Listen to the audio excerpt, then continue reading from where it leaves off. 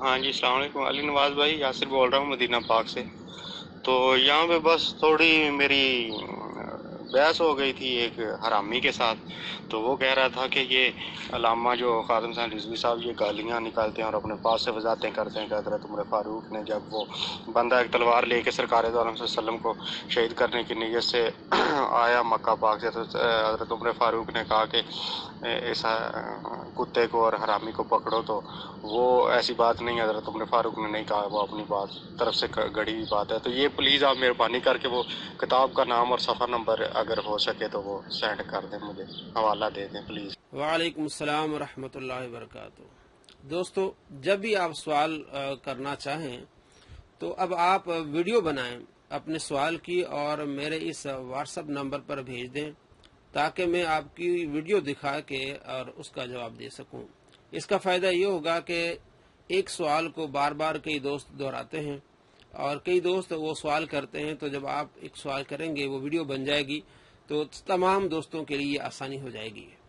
یاسر بھائی نے سوال کیا کہ علامہ خادم حسین رضوی صاحب کے بارے میں جو تاثر دیا جاتا ہے کہ وہ گالیاں دیتے ہیں، اور جو واقعہ علامہ خادم حسین رضوی صاحب نے بیان کیا کہ حضرت عمر رضی اللہ تعالی عنہ نے عمیر بن وہب کو کتا کہا اور کہا کہ یہ خبیث ہے، تو ایک صاحب نے کہا کہ یہ اپنی طرف سے من گھڑت باتیں کی، کسی کتاب میں موجود نہیں ہیں۔ پہلی بات یہ کہ ان صاحب کو معلوم نہیں ہے۔ علامہ واقدی رحمۃ اللہ علیہ کی کتاب مغازی، کتاب المغازی، اس میں یہ پورا واقعہ موجود ہے، جلد نمبر 1 صفحہ نمبر 125۔ سائٹ پہ میں آپ کو کتاب بھی دکھا رہا ہوں۔ علامہ واقدی رحمۃ اللہ علیہ نے لکھا ہے کہ صفوان بن امیہ اور عمیر بن وہب جب جنگ بدر کے بعد جب شکست حالت میں مکہ پاک واپس آئے تو عمیر بن وہب نے کہا کہ مجھے معلوم ہے کہ آپ صلی اللہ تعالی علیہ وآلہ وسلم مدینہ پاک میں گلیوں میں اکیلے پھرتے ہیں، تو میں چاہتا ہوں کہ میں ان پر حملہ کروں، لیکن مجھ پر قرض بھی ہے اور میرے بچے بھی ہیں۔ تو صفوان نے کہا کہ میں قرض بھی تیرا ادا کروں گا اور تیرے بچوں کا بھی خیال کروں گا۔ تو عمیر تلوار لے کے مدینہ پاک پہنچا۔ حضرت عمر رضی اللہ تعالی عنہ نے اسے دیکھا اور فرمایا اس کتے کو پکڑو۔ صحابہ نے اس کو پکڑا۔ اس وقت صحابہ کرام علیہ رضوان جنگ بدر کے بارے میں باتیں کر رہے تھے، تو حضرت عمر رضی اللہ تعالیٰ عنہ کے پاس لے آئے۔ پھر آپ رضی اللہ تعالیٰ عنہ عمیر بن وہب کو نبی پاک صلی اللہ تعالیٰ علیہ وآلہ وسلم کی بارگاہ میں لے آئے۔ آپ صلی اللہ تعالیٰ علیہ وآلہ وسلم نے اس سے پوچھا بھی کیسے آنا ہو؟ اس نے کہا ہمارے قیدی ہیں آپ کے پاس، ان کے سلسلے میں آیا ہوں۔ تو آپ صلی اللہ تعالیٰ علیہ وآلہ وسلم نے اس سے پوچھا کہ تلوار کیوں لائے ہو؟ تو وہ بہانے بنانے لگا۔ تو آپ صلی اللہ تعالیٰ علیہ وآلہ وسلم فرمایا جو تم معاہدہ کر کے آئے ہو صفوان بن امیہ سے وہ کیا تھا؟ وہ حیران ہو گیا کہ میرا معاہدہ ہوا تھا صفوان بن امیہ سے اکیلے ایک کمرے میں۔ تو آپ صلی اللہ تعالیٰ علیہ وآلہ وسلم کو علم کیسے ہوا؟ تو لا محالہ آپ اللہ کے نبی ہیں، اللہ نے آپ کو بتایا ہے، آپ غیب جانتے ہیں اللہ کی عطا سے۔ تو وہ کلمہ پڑھ کے مسلمان ہوا۔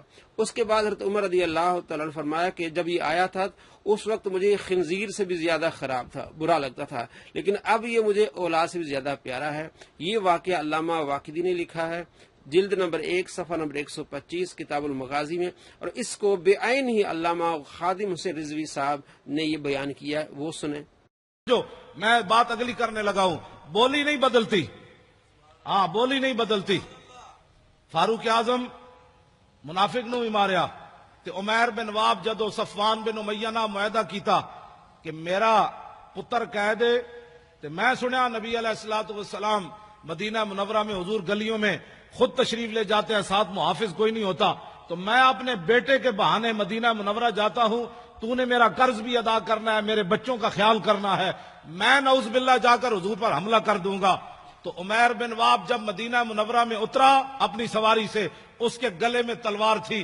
فاروق اعظم باہر کھڑے تھے مسجد نبی شریف کے، اور نبی علیہ السلام اندر جلوہ گر تھے۔ صحابہ بدر کا ہی ذکر کر رہے تھے، اتنی دیر میں حضرت عمر نے عمیر بن واب کو دیکھا، بعد میں یہ مسلمان ہو گئے۔ تو حضرت عمر نے دیکھ کر کیا فرمایا؟ کیا فرمایا؟ جو صحابہ قریب تھے فرمایا دونکم الکلب، فرمایا اس کتے کو پکڑو۔ اب حضرت عمر کو بھی تعذیب سکھانی پڑے گی۔ اب حضور پر ایک بندہ حملہ کرنے کے لیے آیا تو حضرت عمر کیا کہتے کہ اس کے گلے میں ہار ڈالو؟ آپ نے فرمایا دونکم الکلب، فرمایا اس کتے کو پکڑو، اس کے ارادے غلط ہیں۔ صحابہ گئے، اسے پکڑ لیا، اتنی دیر میں حضرت عمر بھی آ گئے۔ حضرت عمر نے بھی اس کو یہاں سے پکڑا اور پکڑ کر گھسیٹ کر دربار رسالت میں جا کر کہا کہ یہ غادر بھی ہے اور خبیث بھی ہے. یہ دونوں لفظ حضرت وہ زبان ترجمان نبی ہم زبان نبی. آج ہمیں کوئی لیا مطلب دکھانا چاہتے ہیں کہ جناب مولانا, میں نے کہا حضرت عمر نے بولی اور حضور کے سامنے جا کر کہا یہ غدار بھی ہے اور خبیث بھی ہے, باہر کتا بھی کہا.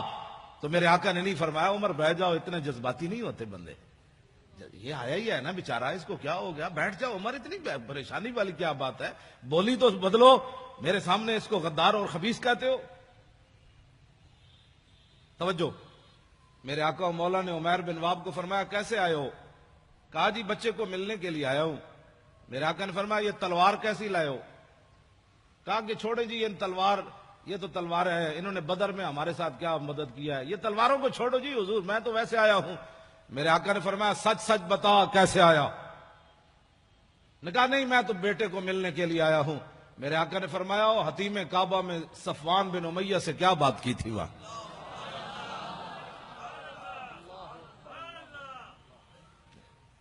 اسی وقت عمیر بن واب کہنے لگے اشہدو انکا رسول اللہ وانکا صادق,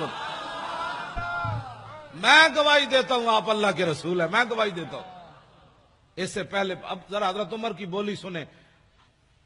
ہماری محبت اور دشمنی کا معیار یہی ہے جو ترجمان نبی ہم زبان نبی. کتاب المغازی میں علامہ واقدی نے لکھا, فرمایا حضرت عمر فرمانے لگے کہ انہو, یہ شخص ایسا تھا کہ لخنزیر احب الیہ. جب کلمہ انہوں نے پڑھ لیا نا تو حضرت عمر فرمانے لگے یہ عمیر بن واب جب تلوار لے کر حضور کی طرف آ رہا تھا میرے نزدیک خنزیر اس سے اچھا تھا. لخنزیر. بتاؤ جی اب حضرت عمر گستاخ رسول کو کیا کہہ رہے, بھائی یہ خنزیر بھی نہیں بنتا. میں نے سوچتا تھا کہ میں کہتا تو ہوں کہ گستاخ رسول جو ہے اس کو خنزیر کہنا بھی خنزیر کی توہین ہے, لیکن میرے پاس کوئی دلیل نہیں تھی. لیکن جب سے میں نے یہ پڑھا تو سمجھ آ گئی کہ ہاں یہ فاروق اعظم نے فرمایا ترجمان نبی ہم زبان نبی, جان شان عدالت پہ لاکھوں سلام. اور حق جو ہے وہ عمر کی زبان پر جاری ہے, حق عمر کی زبان پر جاری ہے. تو اس کا مطلب یہ ہے کہ احب الیہ, فرمایا لخنزیر احب الیہ. فرمایا جب یہ آیا تھا نا حضور پر حملہ کرنے کے لیے, اس وقت یہ میرے نزدیک خنزیر میرے نزدیک محبوب تھا اس سے, یعنی میں خنزیر کو اس سے اچھا سمجھتا تھا. لیکن اب جب اس نے حضور کا کلمہ پڑھ لیا اب یہ مجھے اپنی اولاد سے بھی زیادہ محبوب ہو گیا. سمجھے کو محبت اور دشمنی کا معیار, یہ فاروق اعظم کا فرمان ہے. اس میں کوئی بندہ اپنی رائے دے سکتا ہے کہ جناب ایسے نہیں تو ایسے نہیں تو ایسے نہیں, یہ فاروق اعظم کی بات ہے.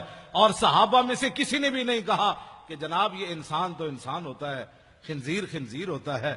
پھر یہ عربی بولنے والا ہے, یہ مکے والا ہے, اور آپ اتنے بات تو نہ کریں. انسان تو آج انسانیت کی لوگ باتیں کرتے ہیں, انسانیت کے لیے کام کرو. میں نے کہا انسانیت کے لیے کام کرنا یہ یک قومی نظریہ ہے, یہ ایک قومی نظریہ ہے. انسانیت کے لیے کام کرنا. انسان تو ہندوستان میں سارے انسان نہیں تھے, ہندو بھی تھے, سکھ بھی تھے, مسلمان بھی تھے, عیسائی بھی تھے. پھر یہ وطن بنانے کی کیا ضرورت تھی؟ جی دوستو, آپ نے یہ واقعہ سنا. علامہ خادم حسین رضوی صاحب نے جو بیان کیا, بیانی کتابیں موجود ہے, ایک ایک لفظ جو کتابیں موجود ہے علامہ واقدی نے لکھا ہے اسی کو علامہ خادم حسین رضوی صاحب نے بیان کیا ہے.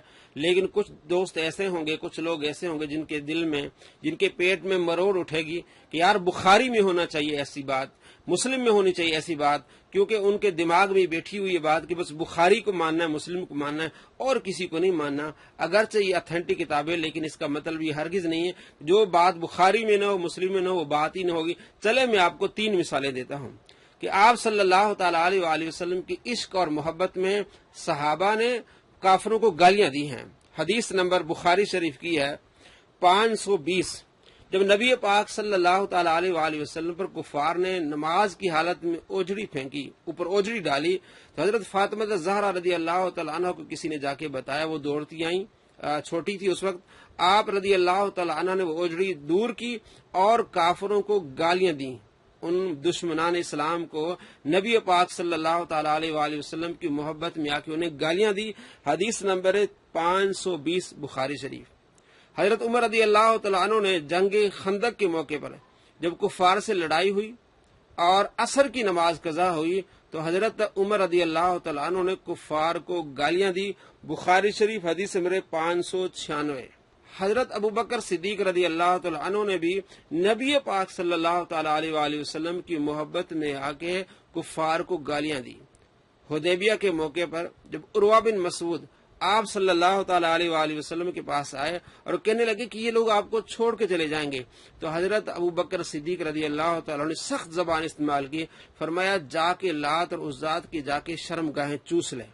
तो ये तो अल्लामा खादिम हुसैन ने ऐसी कभी बात नहीं की, लेकिन मोहब्बत रसूल में, इश्क रसूल में जबान भी चलती है, हथवार भी चलती हैं, तलवारें भी चलती हैं। तो अल्लामा खादिम हुसैन रिजवी साहब को जो ताना देते हैं कि गालियां देते हैं, ये तो सहाबा का अमल था।